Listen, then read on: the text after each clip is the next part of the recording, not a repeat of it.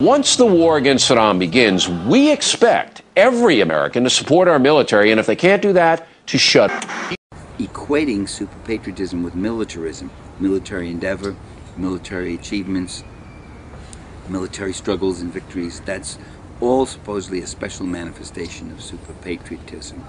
And I argue that a real patriot wants something different for his country. He wants social justice, he wants peace and stability, he wants fairness, he wants an end to racism and sexism. He takes pride in his country's ability at social betterment rather than his country's ability to invade and knock around other countries. A real patriot feels an attachment to his country, but not at the expense of other countries. He or she may feel a special attachment to the history of his own country. He values the accomplishments of his country, like the abolition of slavery, emergence of collective bargaining, and the rights of working people for a better life, the gains made by women in terms of being able to get into public life. These are the kind of things that the real patriot would value. In October 2001, George W. Bush signed into law what civil libertarians characterized as an all-out assault against the Bill of Rights. It was called the Patriot Act. During the Great War, similar bills were passed.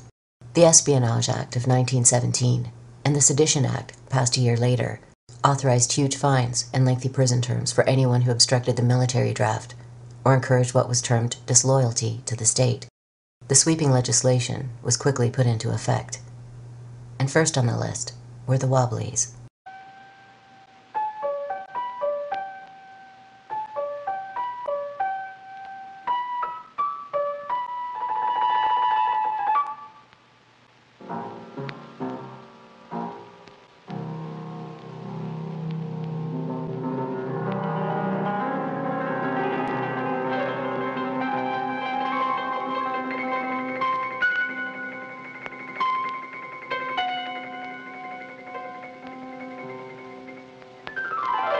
In many ways, the Wobblies were the most impressive example of a union movement in the history of the U.S. working class. Wobblies was the nickname for an organization called the Industrial Workers of the World, IWW, which flourished in the first decade and a half of the 20th century.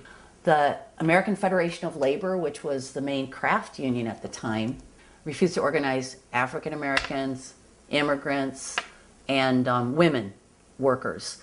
So that meant excluding the vast majority of the working class from the union movement. Along come the Wobblies, and they set out from the beginning specifically to organize immigrants, women, African Americans alongside white workers in what they called one big union. They led some of the most successful strikes.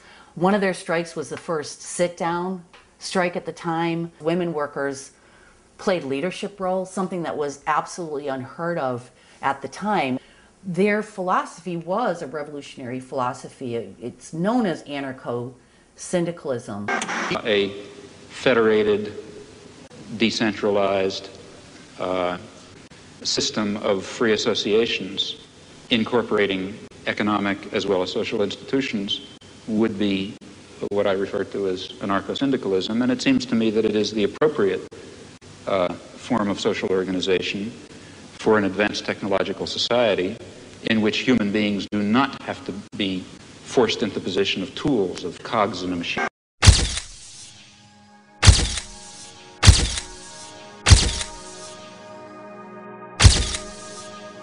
On September 5th, 1917, federal agents raided offices of the Wobblies across the nation, leading to arrest for the offense of causing insubordination, disloyalty, and refusal of duty in the military and naval forces. 101 of the defendants were found guilty and received prison sentences up to 20 years.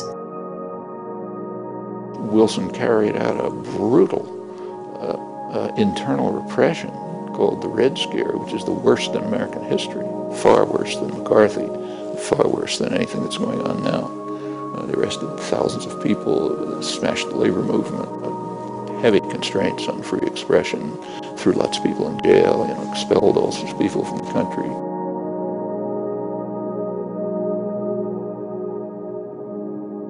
Yet what had started as a hunt against radicals soon spread to every corner of American society.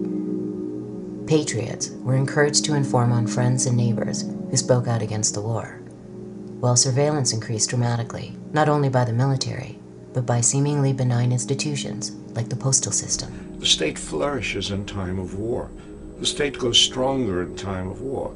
The state accumulates power. The military is enhanced. The forces of repression are enhanced. War is an opportunity for the government to grow in power. By the time the war ended, the total number of deaths had reached approximately 9.7 million soldiers, with millions more suffering life-changing injuries and severe post-traumatic stress. To what end was not clear. The massive bloodshed had not made the world safe for freedom and democracy. What it had done was produce enormous fortunes for a handful of corporations and banks, while leaving the worldwide labor movement in disarray.